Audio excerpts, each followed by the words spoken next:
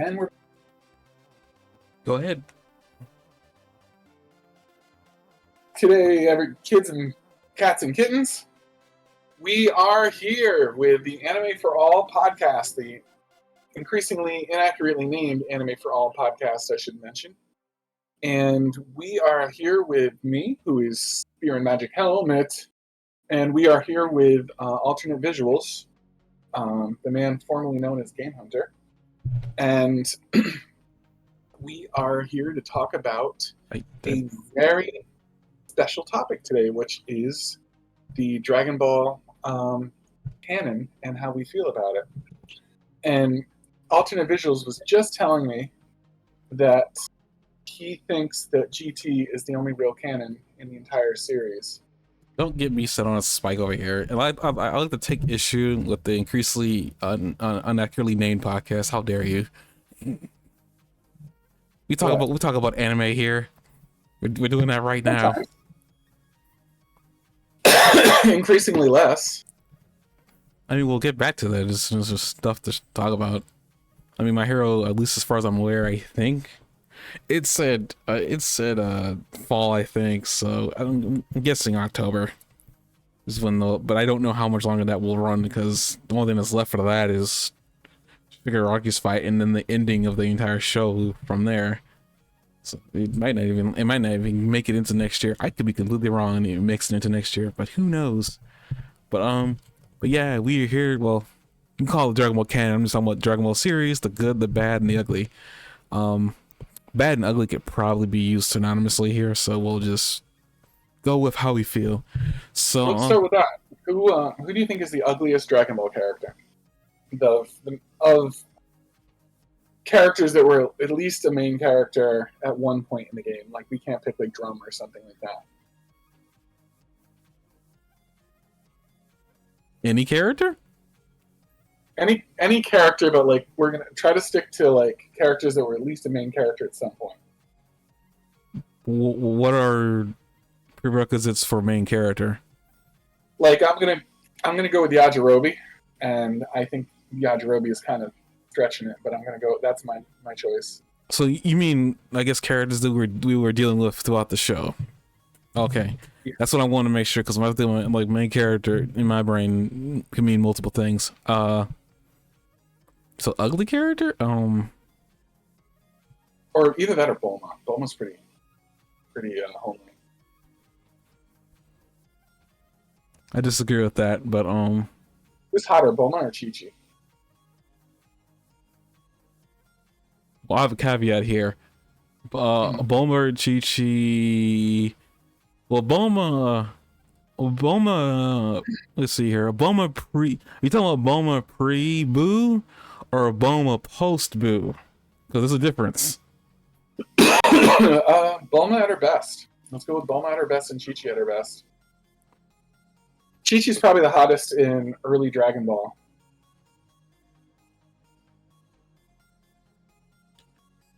I mean, I think I like Chi-Chi more during Dragon Ball, and that didn't happen. Specifically during the World Tournament when she was fighting Goku, because he had promised her he was going to marry her. That particular Chi-Chi, I don't really have any real Chi-Chi during Z. I don't really have any. I don't have any favorites there. I think here's the thing. I think that we see a lot of Bulma naked through Dragon Ball. I think we see her boobs, we see her butt, you know what I mean? We implied see some other parts of her from the other angle, you know what I mean? We've seen her in underwear, we've seen a pretty good amount of Bulma, like, fairly naked. But we haven't seen Chi-Chi, and my thoughts. Hang on. I'm gonna just like lay out something here. In general, Dragon Ball females to me never really attracted me as a kid. Okay. I never looked at Dragon Ball in that way, but then again, well, I also want to caveat too is that I wasn't exposed to a lot of this or I wasn't exposed to the thinking that they were doing this to women in anime, because a lot of the anime I did watch prior to Z, before Z was like my gateway into all this other stuff going on. Because I did watch other shows that came to America that was anime, Fighting Futons, Metabots, all that stuff that came out. Those were animes, but it wasn't anything that was seriously taken. I didn't seriously take anime into consumption till Z, but I never looked at any of the characters, and it wasn't like any of them weren't pretty. But it was like I never did look at any of them that way in terms of like, you know how I'd probably, let's go Naruto. Hinata, for instance, attracts a lot of people during during her Shippuden days. Her design made her look really more attractive. People who are aware of Naruto and Hinata Hyuga know what I'm talking about. And then Hinata during the movie, Kishimoto knew what he was doing. But like it's like, and then the character Toriyama didn't really take that into consideration, in my opinion, until he designed Videl, and then Videl became an adult during like I wouldn't say Videl when Gohan first met her when her hair was longer, and then when Videl became a mother. Those particular eras of Videl were probably the more attractive versions of her. Like I like Videl during the cut hair, because it was like she cut her hair because she liked Gohan, and she was wondering what he liked, which was kind of funny. Gohan only said to cut her hair because it might get in her eyes. It was the most Goku I think Gohan's ever been. Actually, yeah, that might be the most Goku Gohan's ever been his entire life. Is when? I'm sorry. During the whole Videl cutting her hair, and he told her. Videl asked him if he liked the girls with short hair. Gohan was not catching on at all. To actually what she was meaning with the question. All he really just answers like, you know, if you cut your hair, it wouldn't get in your eyes. Videl got upset with that answer because she wasn't asking that. She was asking something else. Okay. I'm just saying Gohan's response to that, which wasn't getting the point, which was very Goku, was probably the most Goku he's been. I will say up to that point. He's probably been way more Goku later on in his life as an adult, but right then he was probably the most like his father. Yeah. Like at that moment, he was probably like the most like his father. But I'm not saying that Bulma or Chi-Chi aren't pretty. I just don't. Well, the thing I was trying to get to, you kind of jumped in. Yeah, I know. The thing I was trying to get to is, we've seen a lot of Bulma's body. You know what I mean? And she's the more sexualized one. So like, I think people are more inclined to say that Bulma's the hotter one. You know what I mean? Because she's presented as more sexy. But Chi-Chi's probably rocking some smoking like legs and, you know, very fit underneath all that. She dresses extremely modestly throughout the entire series. Once she's an adult, she's very provocative when she's a kid, but like once she becomes an adult, she's pretty modest. I know what you're talking about. In his Chi-Chi's bikini armor when she was a little girl, that disturbed me. But when Chi-Chi was a young adult woman at the end of Z, I think she was at her prettiest there, in my opinion. But again, I guess the other thing too I want to point out, and I think this is something that's never really brought up, is that I think Chi-Chi ages slower than Bulma. Because I want to say, I think Chi-Chi didn't change appearance all that much between the end of Ball, Dragon Ball into Z, and as far as I can tell, I don't think she changes all that much during the entirety of Z. And it's like, to me, I feel like she should, because she's always constantly worrying about her children and her husband. Bulma doesn't have that, not until the Cell Saga, and like it's not even really, because all she's really got is her son, who can't do anything, even though we've seen that Saiyan babies can just straight up learn how to fly in the middle of their childhood years. We have Pan to thank for that. So it's kind of surprising that Trunks didn't do any of that. Flat out just stayed a baby the entire time, didn't do a dang thing. So like, to me, it's like, with the way Bulma is worrying about her aging, as we see later on in the dang series, and we get confirmation about why any of that is anyways, because Vegeta doesn't age. Not for a good while. He won't age, so he'll look the same, and she won't. So that's the canonical reason why she's always worried about her appearance. But I was thinking, It's not because isn't it because she's Asian and Asian people just don't age? I've never really considered any stereotypical races in Dragon Ball, and this isn't to avoid the question. This is just me in general. I've never considered them being Asian, but I guess they probably would, wouldn't they? I mean, she's probably. I mean, I was just saying that to get you going, but like, truthfully, like, there's something to it. You know what I mean? Like, Asian women age very gracefully. Well, I mean, it depends, like, what genes you got going. But yeah, I don't know. Like, I guess I would say like in general. I guess if I had to really think about it, if I had to really, and I mean, this is the first time I'm thinking about it seriously. Yeah, I'd probably consider Chi-Chi more attractive. I think what's the irony in all this is Chi-Chi's name compared to Bulma. She's got more going on. Bulma's got more going on at the top as far as we can tell than Chi-Chi, even though Chi-Chi's name means boobs. So there's some serious irony in all that. But Bulma is bigger at top. So it's one of those, like, I think maybe on top of that, we spend more time on Bulma than Chi-Chi, as you said before.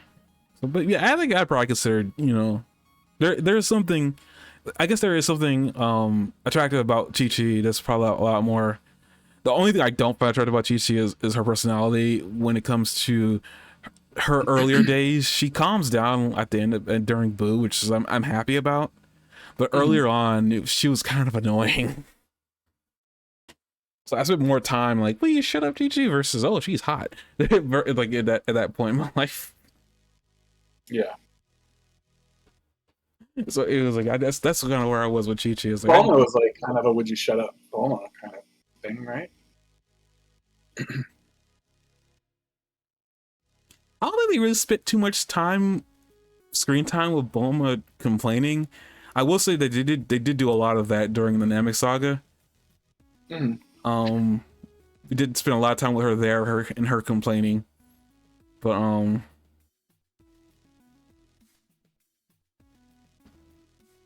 so I guess yeah, you could say that, yeah, there, Bulma, will you shut up? But I think a lot of that was balanced off just by comedic timing from Krillin. Bulma in the cave in the Namek saga was the most annoying thing ever. Well, you put her. You'd be like in the middle of like really good action, and then they'd cut to say, "I wonder what Bulma's doing right now." I mean, you put a spoiled rich kid in a cave with all her amenities. Of course, you're gonna get complaining. Though I will have to admit, she had a capsule, so she was able to live as comfortable as she wanted. She just wanted to be back on Earth. Which at that point, I was like, why did you come on in the first place? You're not helping with the Dragon Ball collecting anyway. Like, all they really needed you there was for the Dragon Radar, and the Dragon Radar never broke once. I don't think. I think, in fact, they never used the Dragon Radar either, now I'm thinking about it. No, they did. No, they did. Take that back, they did. Because, like, Krillin had it with him to use to gather Dragon Balls that he was able to find without Vegeta getting involved. But, I guess, so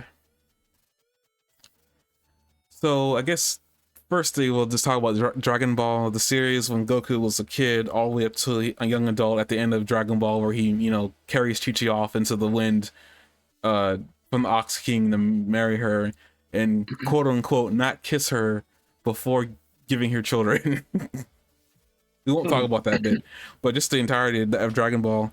I mentioned earlier that I think Dragon Ball itself, there is no.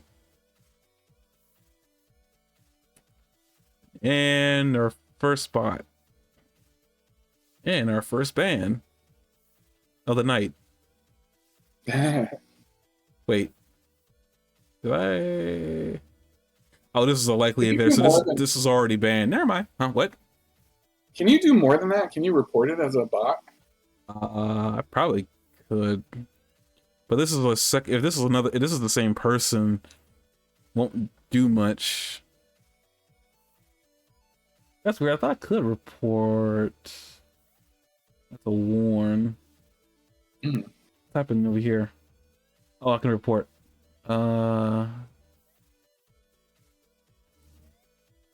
Do. I just don't do this a lot because a lot of them pop up and you can't do enough to stop them. But I just meant help the Twitch algorithm figure out what's about. Can you just ban the sharing of links in your chat?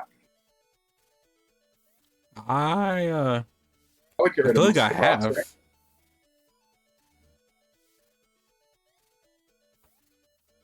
Then how are they sharing links then? Probably circumventing it somehow. I probably had to like I probably see if I'm go in there to see if I actually am. 'Cause that's not a link. That's just an @ symbol. They're not sharing it seems like to me what's going on there with the streamboo.com, there's a space in between in the middle of boo and dot. So it's probably not, coming through as a link. So but that's a way to circumvent it. Yeah. They have a specific thing about like certain links so it can pick up on that, but we'll see what happens. This is apparently the same bot, whatever, so we will see. It's telling me a likely ban invader, so whatever's going on, it must be the same person making new bots. But yeah, Dragon Ball is overall for me. I thought it, at first, and I still think this is a perfect product. It tells a cohesive story like we want about Goku as a kid, into adulthood. But I think I thought about this and I was thinking about like, is there a complaint that I have that could be the bad and the ugly? And I actually do. It's actually a small complaint, and it's just a small one because it gets solved later on. But I don't like that it's even here to begin with. It's the Piccolo Namekian demon thing. To me, I think Akira had an idea for Piccolo and didn't know how he wanted Piccolo to appear in the show, but he needed to have Piccolo show up eventually. So he just made something, and then because like what happens is my biggest problem is Piccolo's clones. Those are obviously Namekians in dinosaur form because they're clones of himself. To me, the whole idea that Piccolo's a demon, they should have stuck with it. They should have stuck with it. I don't have a problem with Namekians, but at the same time, it's like, it feels like to me just too many dang changes and retcons to Piccolo as a character. It prevents Piccolo from growing in Z later on, as we do see. Beyond Namek, because it's clear that he's finally made his mind up about what he wants Piccolo to be in Z. But I really wish he had made his mind up in Dragon Ball, so at least that way we wouldn't have the retcon happening that we do have in Dragon Ball Z. Because like as much as I can say that it's just him discovering who he actually is, it's kind of a retcon. It really is, because they literally call him a Demon King in Dragon Ball. So I don't know. It just seems like to me, it's like I feel like if he had decided what he wanted Piccolo to be during Dragon Ball, we wouldn't need the retcon that we do get in Dragon Ball Z. And then they even further retcon that with Daima saying that, Piccolo is a demon, but he's just an alien from another universe. Yeah. So again, if we just decided what we wanted Piccolo to be from Dragon Ball, we wouldn't have or need what we have later on. We could literally have Piccolo grow and, be where he needs to be, power level wise anyway, with the remainder of everybody else, because in all reality, Piccolo really should be stronger than he currently is, just in general, because he's constantly training. He never stops training. It's part of the reason he doesn't seem to get stronger from it. He just seems to get more mental abilities that we don't know he currently has. Yeah. He doesn't seem to be keeping up with power scaling. And for a character that Akira, rest in peace, says is his favorite character, he doesn't treat him right. He really doesn't. So it's like, to me, it's like Dragon Ball itself is still perfect. But I do have a gripe about the whole what Piccolo is thing. It really, really could have solved some things. It probably wouldn't have solved everything, but it would have solved at least the whole idea of what he is or who he is. So we wouldn't need the whole Namekian discovery arc that he kind of went through during Z. And it didn't even last long, if I'm being real. Like, oh, I'm an alien. Oh, okay, cool. I'm just gonna keep on moving on. Ah, my arm! Oh, I can grow that back. Why do I keep forgetting that? Basically, as Spear has told me multiple times, that Piccolo gets his arm ripped off multiple times. I feel bad because I know he's your favorite character, and you discovered Z through a movie with him in it. So you know, it's like I discovered Z through the what is it called? Garlic Jr. Garlic Jr. Saga. Garlic Jr. Saga, yeah. That's not a movie technically. That's not a movie at all. It's just a very discounted as filler story.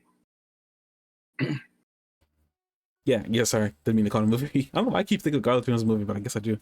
No, actually, I think I know why. Is Garlic Jr. appears in Dead Zone, and that's a movie. Yeah. But, yeah, Dragon Ball, like, I think Dragon Ball is good overall. If people have not watched that, I honestly think if you really want a good story from start to finish, I think Dragon Ball itself, not Z, Dragon Ball itself is a good place to get that story. It tells a good story from beginning to end. It gives you information about the Red Ribbon Army, which you see later on, that pops up later on in the show, that they actually do take the Red Ribbon Army into the future. They keep coming back because apparently no matter what they do, they never seem to destroy their army base. I think it's still living, but yeah, I'm not sure. Like, do you have anything to say about Dragon Ball, or as far as what goes? I mean, anything, the good, the bad, or the ugly of it all. If there is any in your eyes, for at least for that particular set, you know, Goku's childhood. That's a good question. So we're talking about Dragon Ball Z or Dragon Ball? Dragon Ball, just Goku's childhood. It's like everything in Dragon Ball, you know, from when he was still in the mountains to the tournament where Ma Junior was in it. Like the entirety of Dragon Ball itself, not Z. Mm-hmm.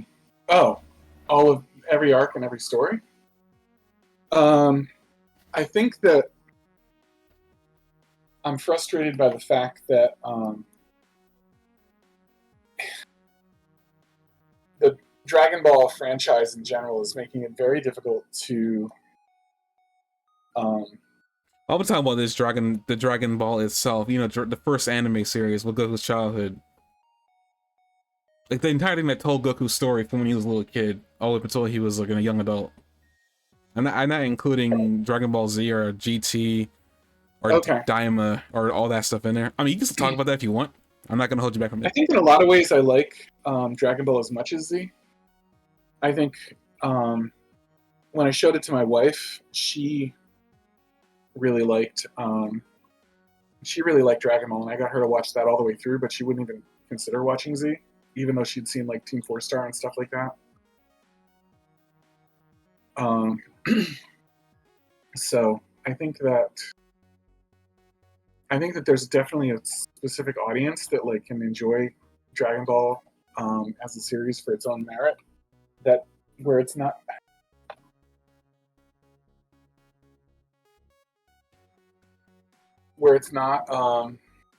necessarily a series that's okay for everybody else.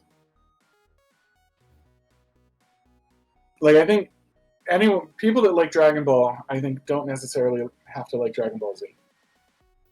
I think they're very different series. They're very, very different in my opinion. What do you think?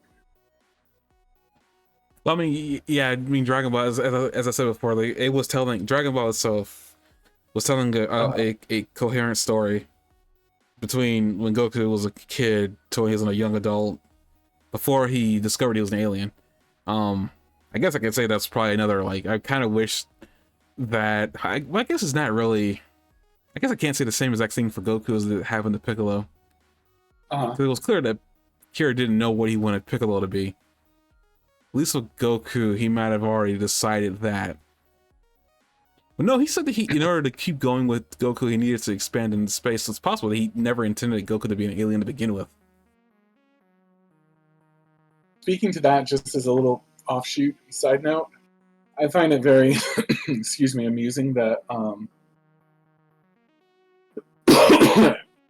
everybody that sees Goku with a tail is like, "What is that? Why do you have a tail?" And then my man Tien Shinhan shows up with literally 3 eyes, and I don't think anybody ever mentions that ever. Actually, I got it. Actually, I could pick a point. I have a point. Well, not a point. I have a problem to pick with Tien's anatomy. That third eye, it's clearly moving because we see it in various options. It's moving on its own. Tien can fire beams from it. So the part of his anatomy. What the frick? It's quite interesting. It's never brought up. I mean, why does nobody say, "Hey, what's up with your eye?" When they constantly talk about Goku's tail.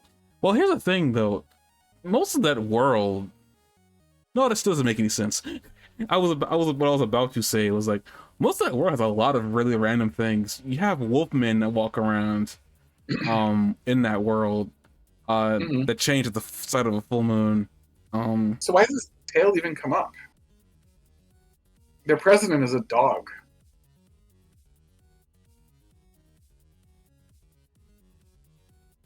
The only thing I can think is that I don't think there's that many humans walking around with a physical appendage that's always visible. Because even with the Wolfman, thing, we only ever see one up to that point because we see another one in Dragon Ball Daima. But we only see one Wolfman in the entirety of Dragon Ball, the entirety of time. There's only one of them. But my suspicion is there's gotta be multiple of them because it seems kind of weird that actually he's more of a man wolf. The guy turns from a wolf into a human. But they have that. Yeah, there is that dog. That's the president. Right?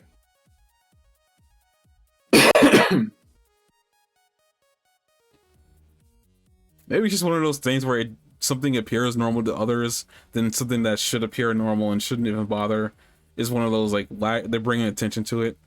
It could just be honestly that whole thing that, you know, that whole idea of like Goku being an amalgamation of Sun Wukong from the Journey to the West, and he wanted to make a big deal about the tail because the tail was a part of the fighting in Dragon Ball. They wanted to make sure that it was always that we were aware of it. I will say this much, I guess, before we move on to Z, like with the idea that I know Kira wanted in order to make things a lot more like climatic, he needed to move things to space, which is like why he turned Goku into an alien. Yeah. What do you think? Do you have a plan? If he wasn't gonna go into space, what would have been the plan? But Goku had just been a really weird human with the tail, with the really weird ability to turn into a monkey. I mean, other than the tail, he seems like just a really powerful guy, right? And if you don't know that he's an alien. Yeah, that's true. I mean, he's able to reproduce with human beings. He doesn't, you know, when he loses the tail, he's pretty much indistinguishable. I mean, there's that whole turning into a gorilla and destroying the Earth part, but like I just don't know, like what would have been the plan if he wasn't gonna go the direction of fighting. At least fighting on a supernatural scale is what he did, but yeah, I don't know, because like I mean, he did that on purpose because he knew he needed to make things climactic, which is like why we went to space. But it's like, what would have been the plan if he didn't decide to go to space? I guess is my question, but I guess we won't really know that if he even had a plan. I'm willing to bet that he didn't, but based on all the questions he's ever answered when he was alive, it's like clear that he's flying by the seat of his pants. It works out for him in the long run, but you know, it's just like he flies to the seat of his pants. But I guess moving on, we can move on from Dragon Ball to Z, the more popular of these. Can I ask you a quick question? Sure. Why do you think Ader was not allowed to be brought back? Ader and 16.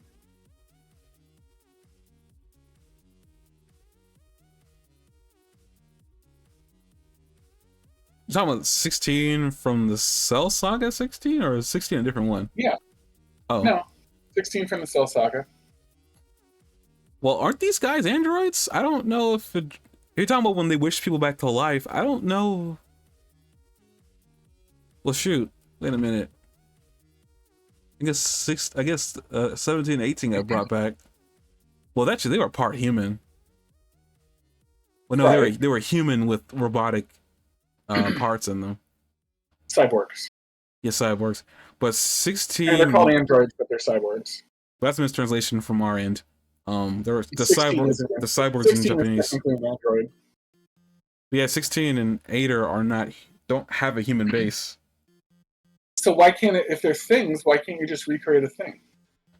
Well, I don't know why the doctors that made them didn't do it again. Well, I know one thing. Jiro said that 16 was a mistake, so I think that's obviously right there. Like, he probably wouldn't, if he was still around, I don't think he would I'm rebuild talking him. about the dragon bringing back them.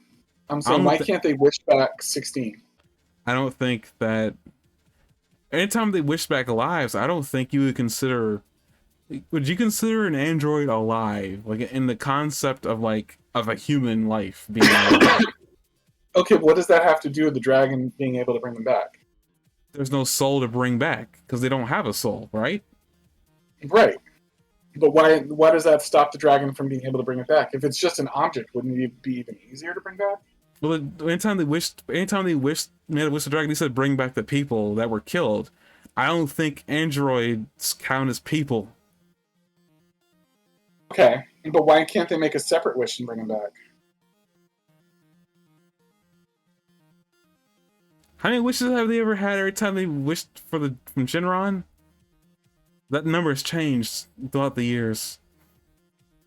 No, wasn't at that point weren't at that point in Z weren't they? Wasn't Shenron like 3 wishes at that point? It was more than one. There was multiple times in Z that's changed. I don't think it was always 3. I feel like there was I a think at one point it chance. was 2, and at one point it was 3, and originally it was 1. I don't think when they would say bring back all the innocents that were killed, I think it's because they don't have a soul, and that's what Shinron does. He reaches into the other world and pulls their soul back. I don't think he can bring something back if they don't have a soul. And that's the I'm only not reason why saying, I think but that's. I'm not saying the wish would have to be bring the soul back. I'm just saying, what if they said dragon recreate an exact copy of Android 16? Wouldn't he have to understand how 16 was designed? The dragon? Yeah. I don't know. How does he know how human beings were designed? I don't think he's bringing back the human beings. I think he's just bringing the soul back and putting it into the body. I think there's certain cases where I think he's making an entire human being. I think he's recreating the body too, because the body's usually. I mean, Krillin got blown up by Frieza, so he definitely brought the body back too. But wouldn't Krillin still have his body in the afterlife? He was allowed to keep his body, I think. Yeah, as one of the heroes. I I think he don't can know if just they bring say that back. I mean, the only person I would say that would probably be able to bring him back would be Bulma. But again, I don't know if she knows how Ader or But here's the thing. Ader is alive. I still don't understand why you think. I'm sorry, Ader is alive. I still don't understand why you think the dragon can't bring him back. It seems like an easy wish for the dragon. I think the dragon is bound by like the Namekian that created it. And I don't know if like there's a certain role. I mean, there could be all kinds of roles. I don't know. And I don't know if you will want 16 back in the fray anyway, because of the continued destruction of destruction of Goku. That's his only goal, and he'll fulfill that regardless. I don't think he will change his mind, or if he even can change his mind, because he seems to be programmed to do so. He isn't like 17 and 18 who are a human being modified.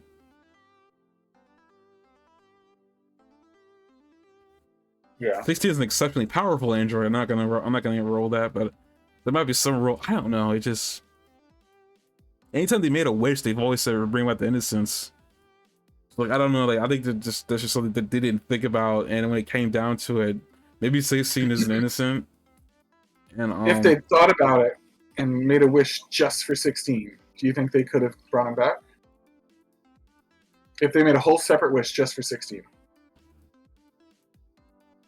Maybe, but I don't know. I mean, maybe. I mean, it's possible if he thought about it, but I think 16 was at peace.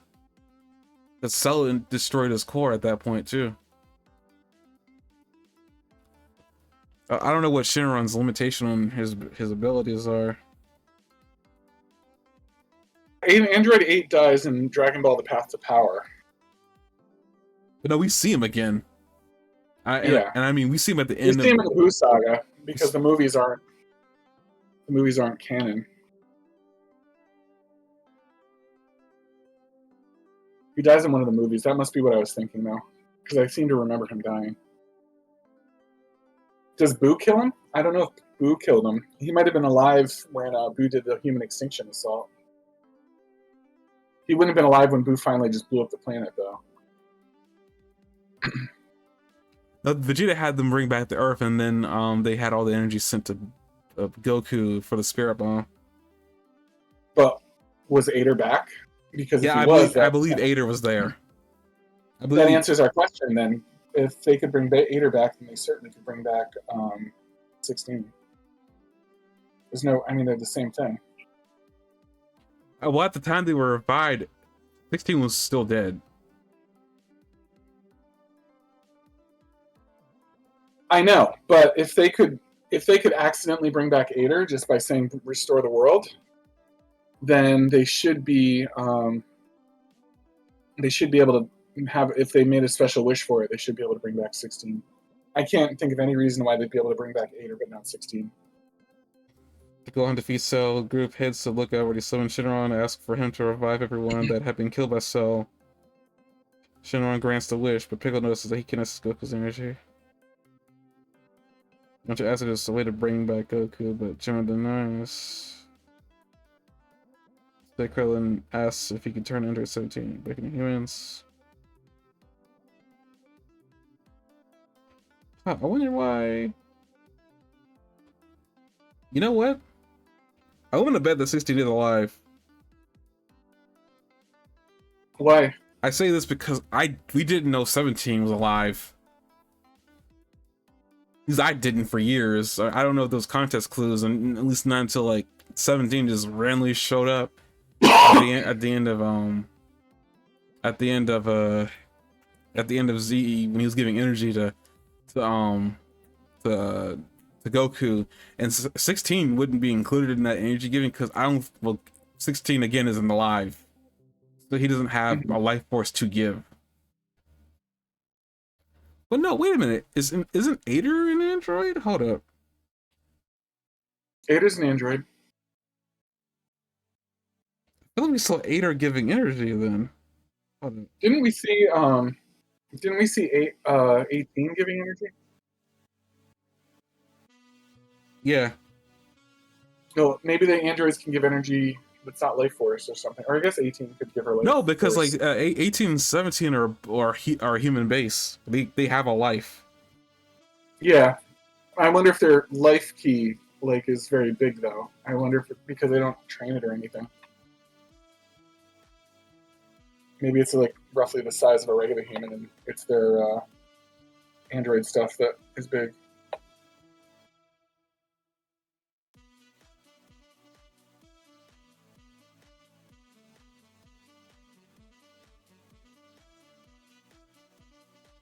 If they've never used their key, and they apparently can't use their key, unless it's just a stupid idea of them because their other stuff is so much more powerful.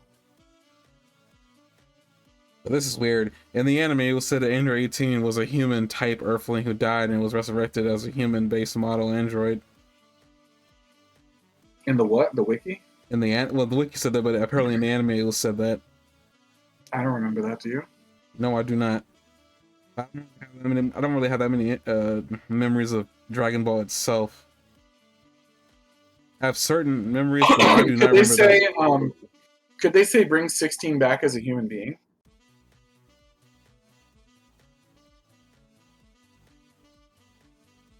I guess. It's a stretch. I mean, I don't know if the Eternal Dragon is able to create life. But I know he can resurrect somebody as a human being because they do that with Boo, and they make Oh, okay. Wait. Oh, what the heck? what? Okay, so Android 8, when he was revived as a whole human. Really? How's that? How can we be sure of that? Because I want to be sure about that. I'm not saying you're wrong. I want to be sure I about mean, that. on here he says as he is a corpse that was resurrected as an android, somewhat similar to Android 17, 18. So Android 8 would have a life force if that was the freaking case.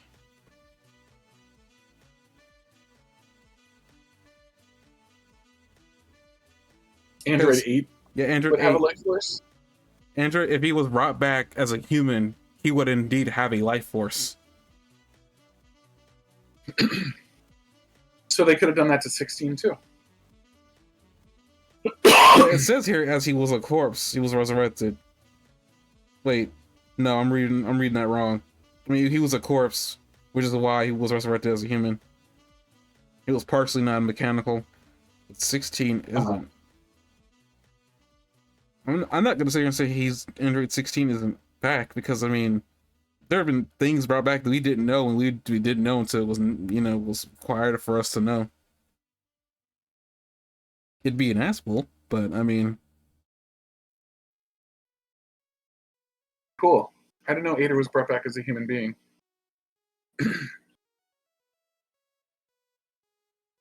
I want to know the source for that. Because it's not in the anime. I would have absolutely remembered if that was in the anime. I think Akira might have said it or somebody.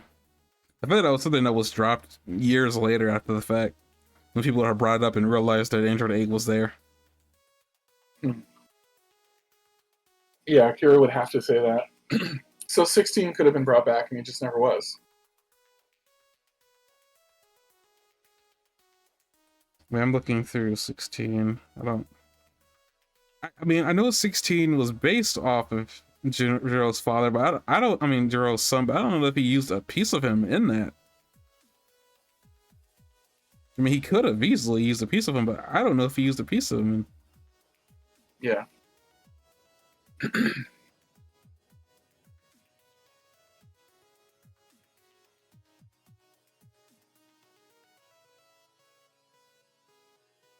Just looking through to see if there's any way that he had anything human in him.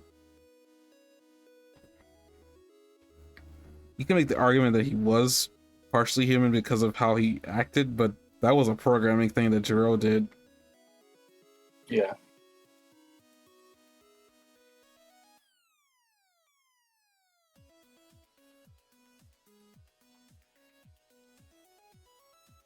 I'm seeing nothing.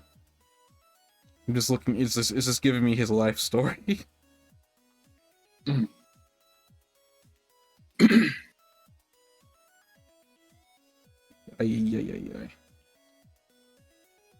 Ay.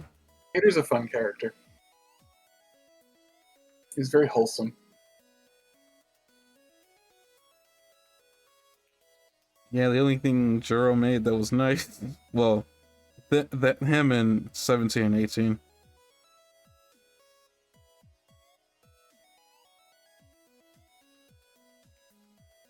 Accidentally made a lot of good guys, didn't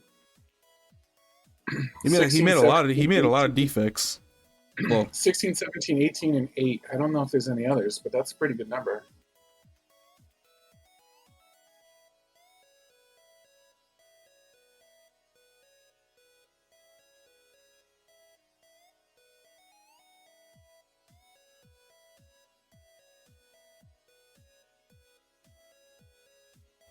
yeah, there's really nothing saying he came back or not.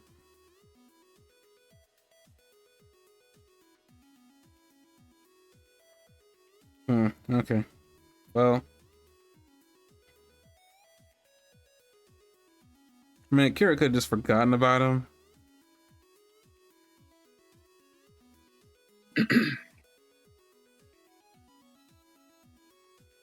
Apparently in Dragon Ball Fighter Z, he was rebuilt by Android 21.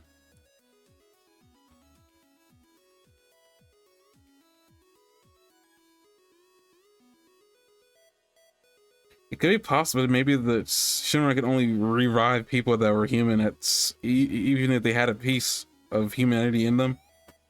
That was actually human. Maybe Shinra can only revive people or bring people back that were actually people. It's possible. Who knows? I'm gonna go with maybe Akira just completely forgot, because Akira said that a lot. That he forgot about so and so. Which I find hilarious, but whatever. That's a good point. Launch is a pretty sexy, as long as we're talking about the sexiest woman in Dragon Ball, Launch is pretty sexy. She's a one-person threesome. I don't know if I want that threesome. In the middle of it, and she sneezes. You dealing with the crazy blonde chick. Starts shooting your dick off. Yeah, maybe she liked you. Didn't she have a thing for Tien? Yeah, there was actually, apparently in the anime, they did something with that where she chased after Tien when Tien went off by himself. This is why we never saw her again, is like she went after Tien. But, I don't remember that, but apparently it happened in the anime, so it's like I guess it makes sense. What do you mean by go after? Like, when Tien went off to train by himself, yes, she pursued him romantically. Okay. When you said went after, and we're talking about her, like I didn't know if you meant like. But yeah, I mean, yeah, she went after like she went after her romantically. I mean, isn't that what you think when you think of her and going after somebody, trying to kill him? No, not really. I mean, like, she spends a lot of time in the series trying to kill somebody. That's what she's in the blonde hair. When she's in blue hair, she's cooking cookies. I'd like to cook her cookies. Okay, Dragon Ball Z, really quick, really quick. There's small things. There's probably small things we could say that are complaints about Z, but I think Z's all right. The bad, though, I will say, a lot of filler, a lot of screaming, but I think those aren't really bad. I like the filler. I wouldn't want to have it any other way. As a kid, I remember watching Dragon Ball Z, and I watched every episode. I actually did.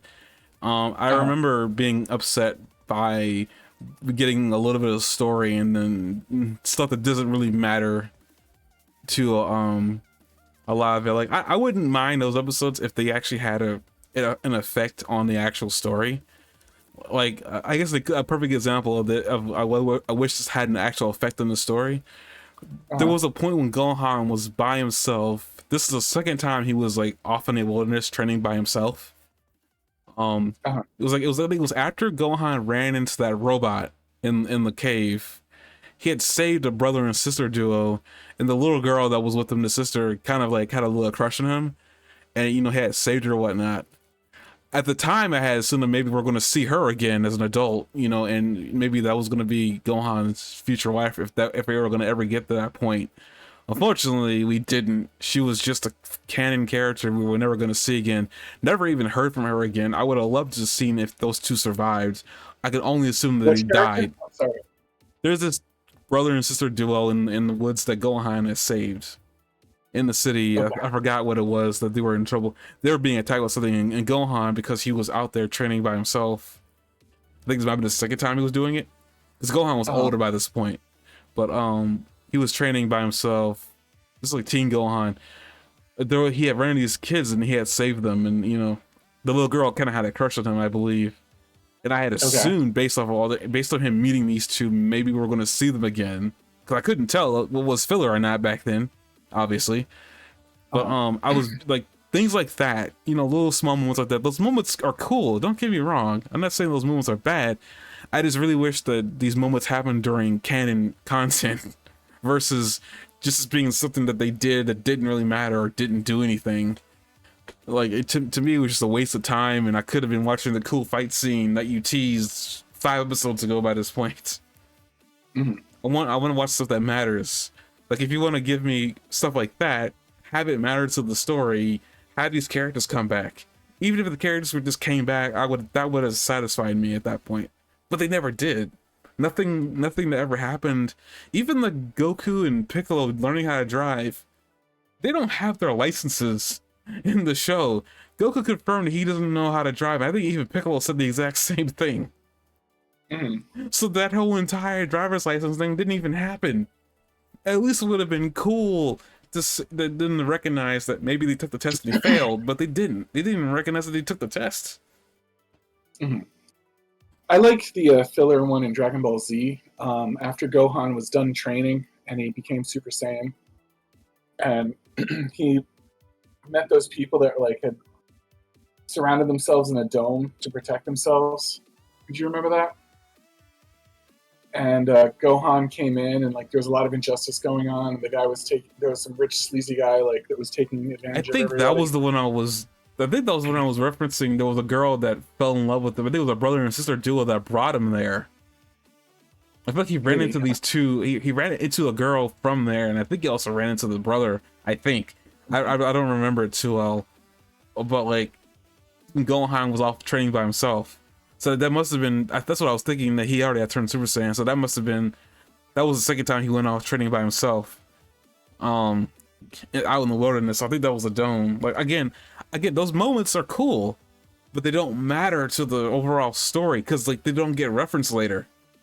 Like, not at all. Not even, like, a passing remark. Yeah. So it's like, to me, it's like, those don't matter. They're... The impact that I think that they would have had on me would have mattered so much more if they actually mattered in the grand scheme of things. I can't appreciate them. Which is Gohan's character, though. And that doesn't really have anything to do with the character later on, though. But Goku in Dragon Ball has all sorts of adventures like that don't impact anything later, and they're all canon. But they kind of come back. Like, they get referenced, you see them later. Nothing that Gohan, not all of them. Nothing that Gohan did ever came back. Again, like they're cool, but they don't do anything outside of them not being just a fun adventure. And I'm not saying there's anything wrong with that. It's just that, to me, the impact doesn't matter, because like Gohan never references this again, and it'd be something I feel like Gohan would have referenced that, because I mean, it's not like Gohan's heartless. Yeah, it's like, I'm not saying Goku's heartless, but Goku's an idiot. I'm thinking like Devilman, for example. Like Devilman really didn't come back or do anything special afterwards. Or the bunny guy that could turn you into a carrot or something. He's still on the moon. He's still on the moon, but they never go to the moon. And Piccolo destroys the moon a couple times, and I don't know if he's still there anymore. I mean, think about that. Nobody even worries about the bunny guy when the moon gets destroyed. I think Goku put him there and completely just forgot about him on purpose. Yeah, but he's dead now. Like I said, I personally just don't like the filler too much, because like as a kid, again, I was more interested in just getting the story over with and continuing there. But for me, it's like, okay, those moments are cool. Those little adventures are cool. I just really wish that they mattered. I feel like as a kid, I wasted. As a kid, I had little time to enjoy certain things anyway. I spent most of my time grinding up on TV, so anytime I got a chance to watch TV, it was awesome. And that was like during my 5th grade year when I was able to watch Dragon Ball Z all the way through from beginning to end. It wasn't like those episodes weren't good. I watched them, but it was just one of those things. Like I thought they were gonna be, and this is back when I didn't know canon, between the difference between canon and filler. I literally thought those were canon episodes, but I found out later on they weren't. But they just didn't matter. Like, to me, it's like a little reference, a little bit of like something that happened that was still coming back. Nothing ever did. At least with Goku, everything he did matter. Even if they only came back a little bit, they came back eventually. Goku had a memory of something. Goku may have mentioned them in the passing, or whatever. Nothing that ever happened in Z that was not part of the main story track ever got brought back up again. Even Goku going through those planets that he did, not planets, but that one stop he made between his trip between Earth and Namek. I know he made one stop, but that never got brought up again. Goku never meeting some aliens on the way to Namek. He never did that once.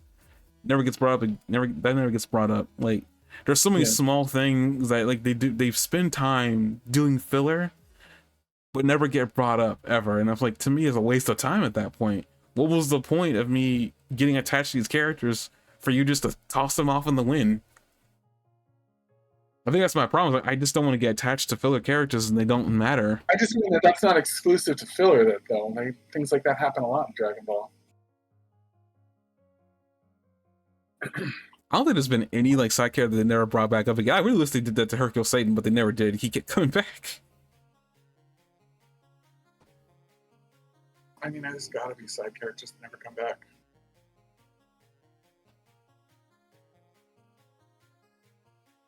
I mean, when they fulfilled their service significance, yeah, for sure. But none of those side characters that came in those filler episodes ever had any real plot significance. Mm-hmm. I think to me, I felt like I felt like I wasted my time there when with like instance with Cell, they did that a lot during the Cell saga, in between every important fight.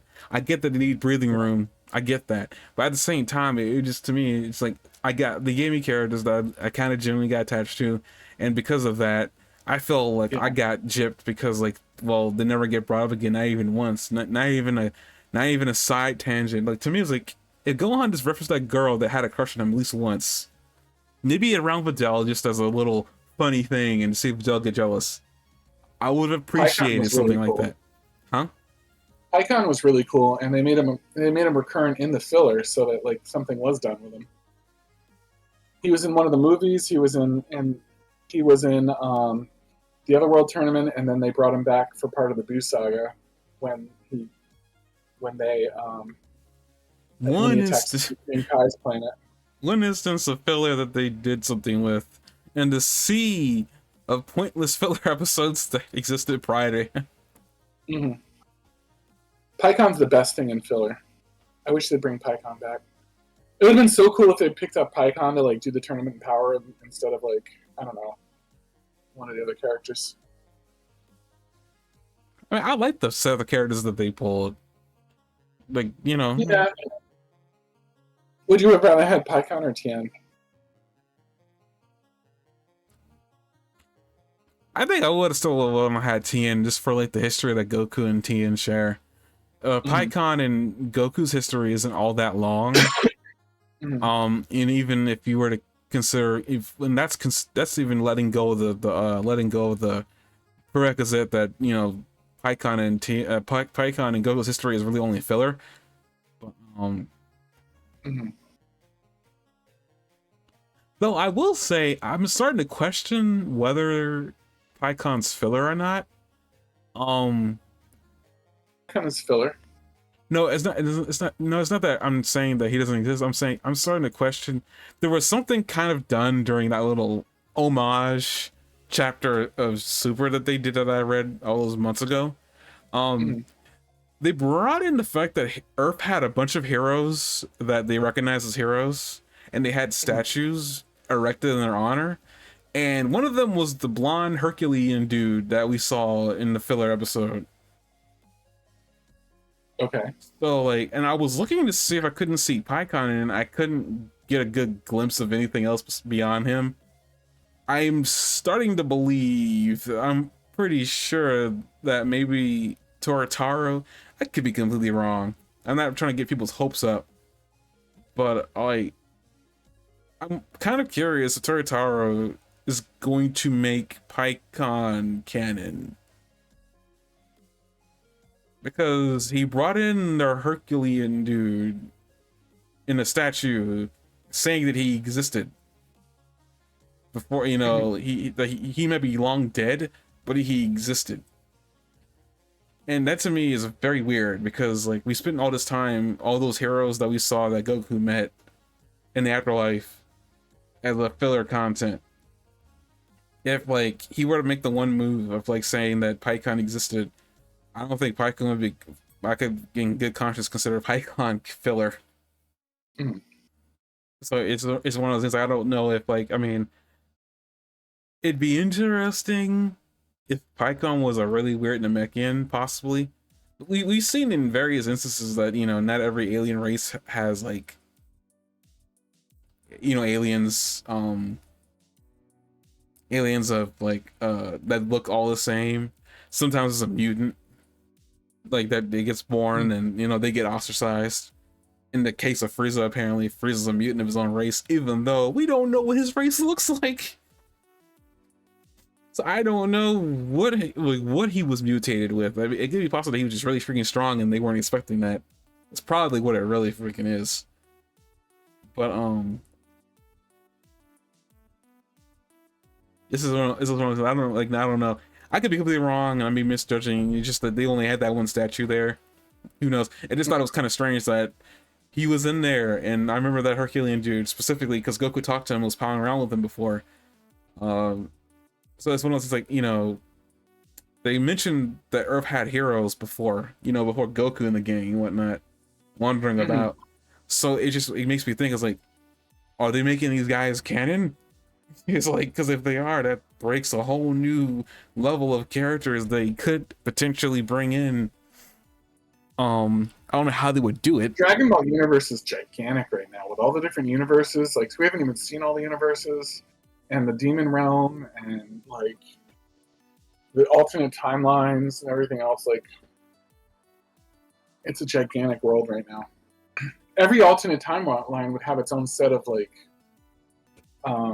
universes too. So I mean, there's like extra Jirins out there and all sorts of stuff.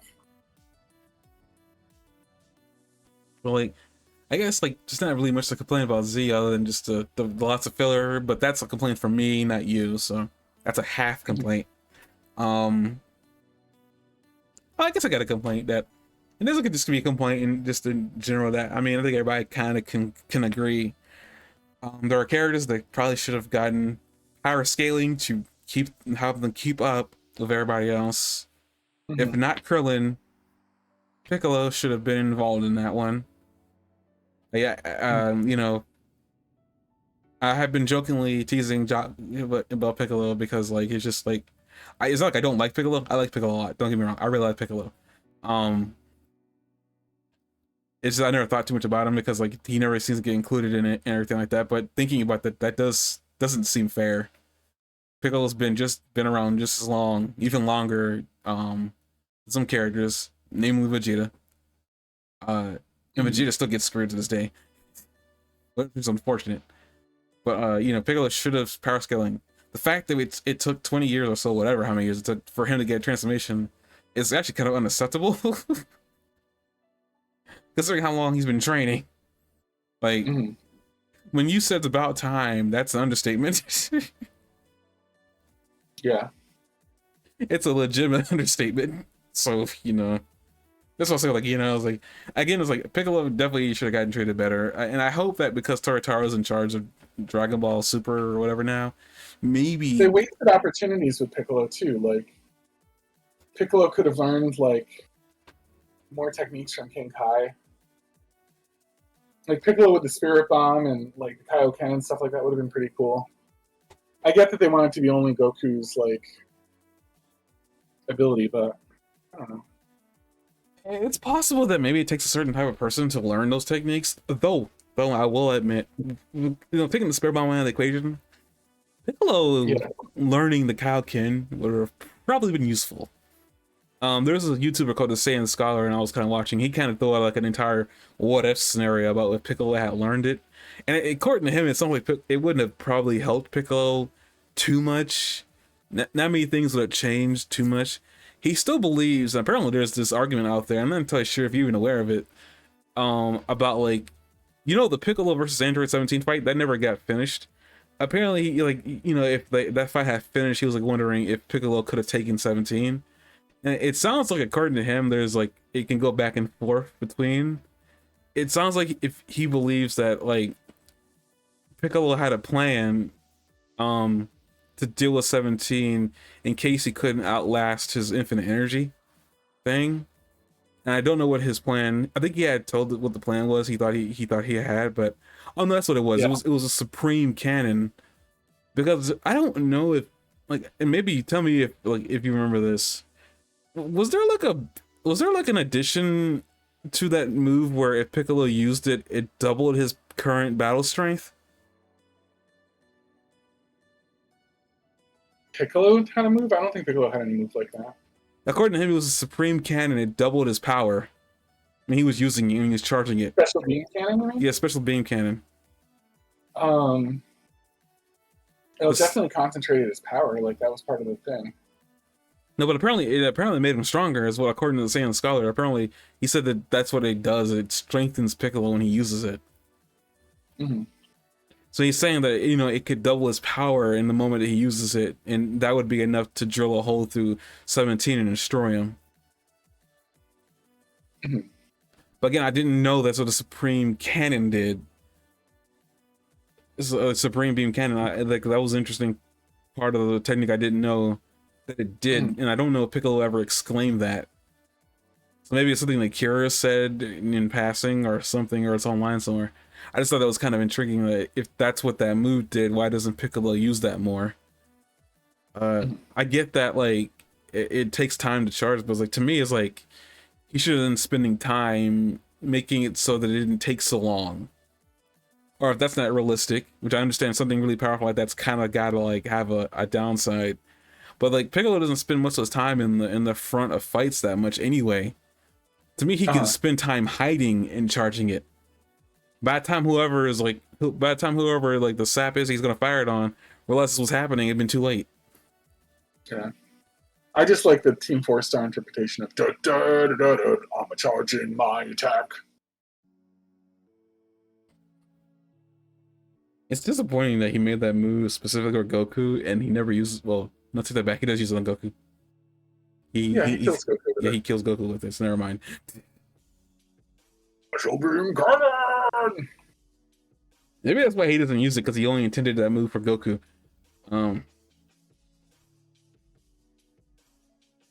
It's a waste of a move like that, though, in my opinion. But oh well. So the uses of character, not just like, I mean, Piccolo is a glaring example, but the uses of other characters that weren't Saiyans, they could have easily been, you know, had their power scaled in a realistic way as possible.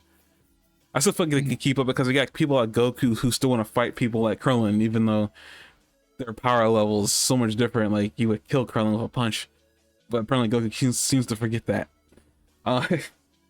Yeah. So that's a complaint.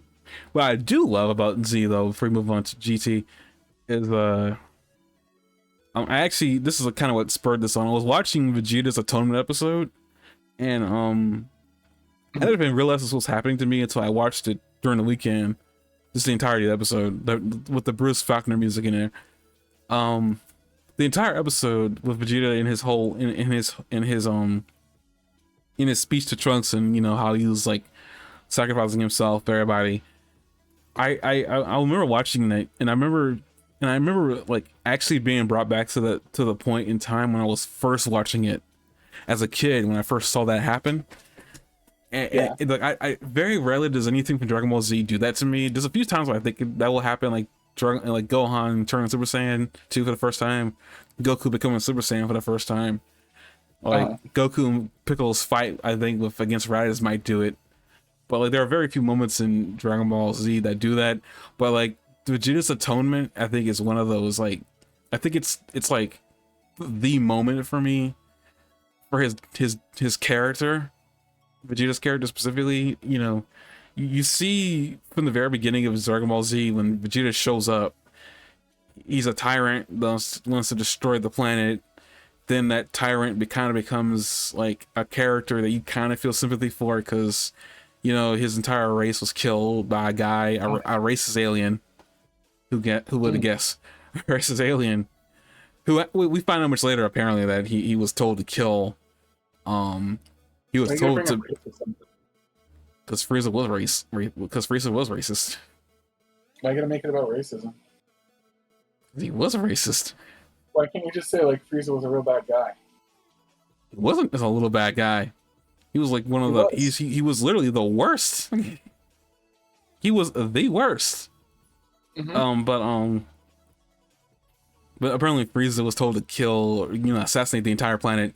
I kind of want to touch on that a little bit later, but but like, you know, like following Vegeta's, like, you know, Vegeta telling Goku and pleading with him and crying on the battlefield, you know, avenge their people, even though Goku had no connection to any of that. It's proof that, you know, Vegeta was begging, you know, Goku to like let go. It's almost like, you know, Vegeta doing things that you probably thought was below his character, doing him, and you're feeling really bad for him. Though I will say, me at this point, I was smiling when Vegeta was dying. I'm not gonna lie, when I was younger. Again, Yeah. I'm very open about that. I didn't like Vegeta for a long time, and it was his atonement that made me respect him. But I kind of want to go a little bit further than that, which is doing right now. Is I remember when I was watching that for the first time in a while, I think it's a little bit more than me starting to respect Vegeta. That moment made me like him as a character, which was kind of shocking to think about. Like, it's not unusual for a character that was brought in as a bad person to have like a coming of Jesus moment. But like for a character like Vegeta, who you would never think could be redeemable, for him to actually get redeemed, it was like one of those interesting moments in media that I probably forever, be surprised by. It's like how I would have, like, if you told me back then that you would like Vegeta much later on in your life, I would have looked at myself and slapped myself and called myself a liar, because there's no way I like that man. He's annoying. I remember my feelings towards him. So when he did blow himself up, even though it didn't help, which is also sad, Vegeta continuously gets L's for the most part until recently.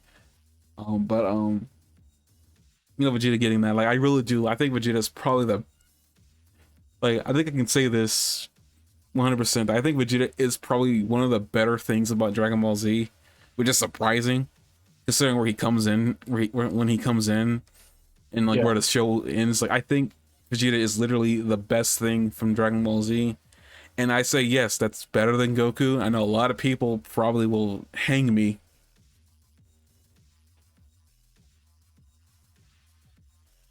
We're about to end here anyway. I guess we're gonna start. I was gonna go to GT, but I was like, as I say, we're gonna end relatively a little bit after 11:30. But I think, like, Vegeta is probably the best thing from Dragon Ball. One of the best things from Dragon Ball Z. He's probably I think so too. He's one of my favorite parts of Z. Is just seeing. It's the most compelling story arc. It's not something lame like Gohan. You know what? How dare you talk about Gohan like this? I will not have you disparage Gohan in this fucking podcast. Can we be fair and say that Gohan's story arc is disappointing after Cell?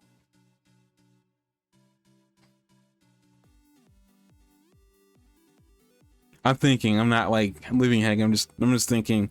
I'm parsing through my feelings and my nostalgia for Gohan really quick. Okay.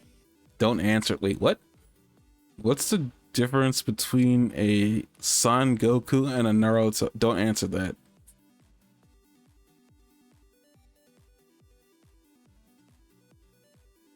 Wait, is there? I think I just answered my own question. Yeah, that was XLG.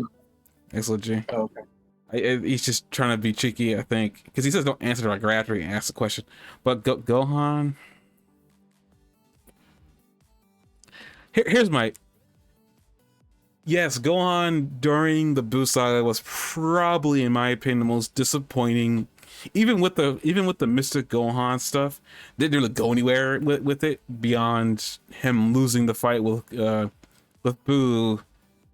Because it is brought up that Gohan falls in that same trap that had him lose against Cell, in Cell Saga when Goku killed himself. So yeah, I guess like Gohan not learning anything, and he got that power up. Yeah, that's disappointing. But I kind of like beyond the Cell Saga. I mean, beyond the Buu Saga and the stupid Great Saiyaman stuff, which I'll never forgive. I actually like Gohan during Super. The very beginning, I had my issues because I still don't agree with the whole idea that Gohan became that weak from that training over a year. But I'm not gonna go into that rant. But or whatever, how much time it passed between Frieza coming back, because Gohan during the Battle of the Gods was actually still pretty buff. So he wasn't like he was in training. I think he still was powered up. Somewhere between Battle of Gods and Frieza, he somehow lost all muscle mass. That I really don't like again, I wasn't gonna go on that rant. I'm gonna walk out of that door, close that door. But yeah, I would say I was disappointed with the Great Saiyaman stuff and the Buu Saga Gohan. While I enjoyed some bits of it, like, you know, my like Mystic Gohan, I did like that. XLG, you're not gonna get a rise out of me. I'm trying to move past it. How dare you? But yeah, I mean, Vegeta is the better of the two. If you're asking, that's like, yeah, Vegeta's story arc is better of the two.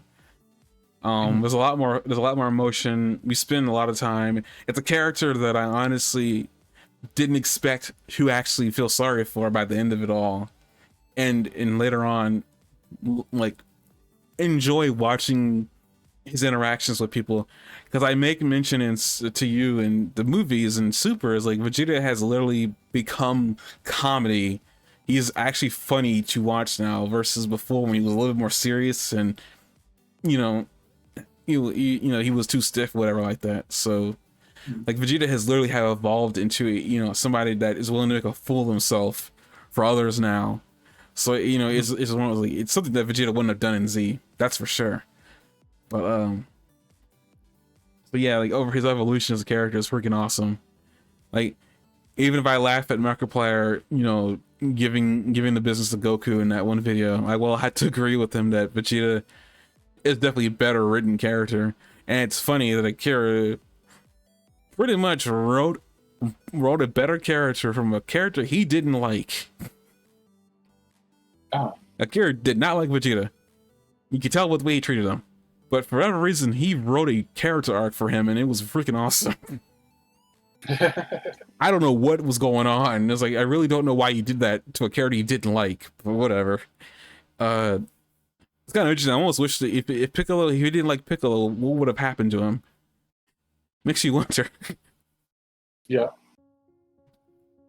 But with that, I guess I can't go any further. I was gonna go into GT, but maybe if we want to talk about GT, Super, and Daima in a different, you know, podcast video, then maybe we can. But maybe we won't. Maybe we will. Huh?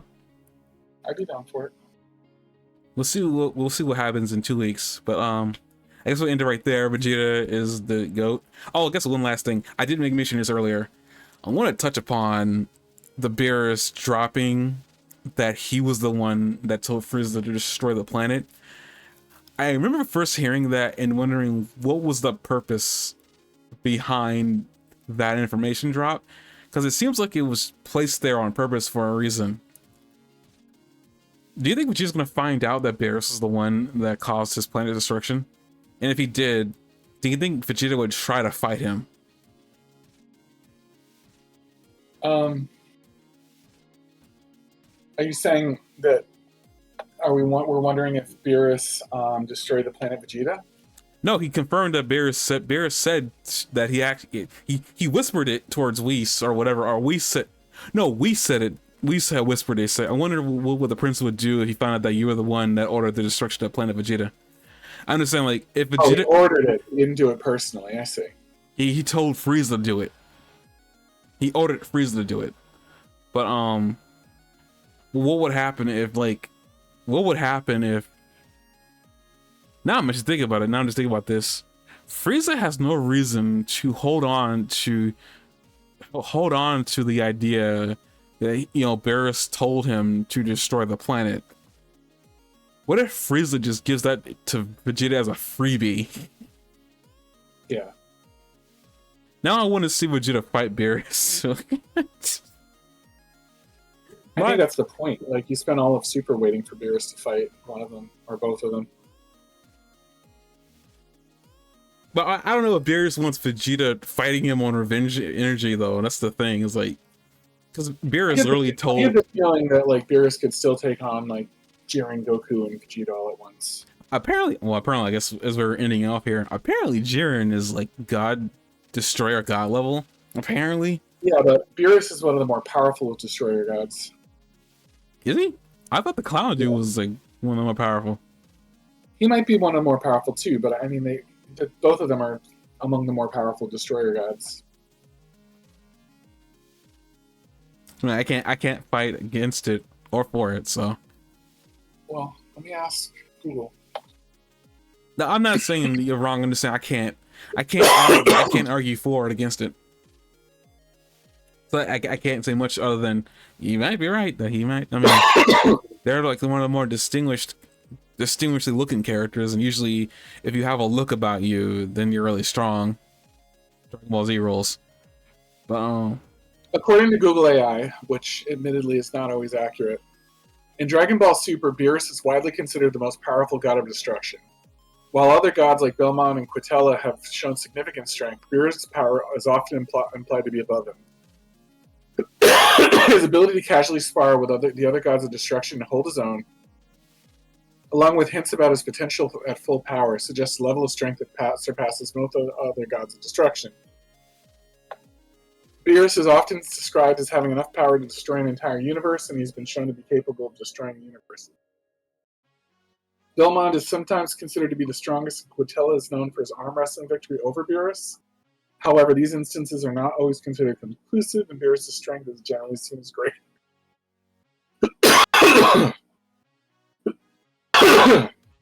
The manga and anime often imply that Beerus' power is beyond that of the other gods of destruction.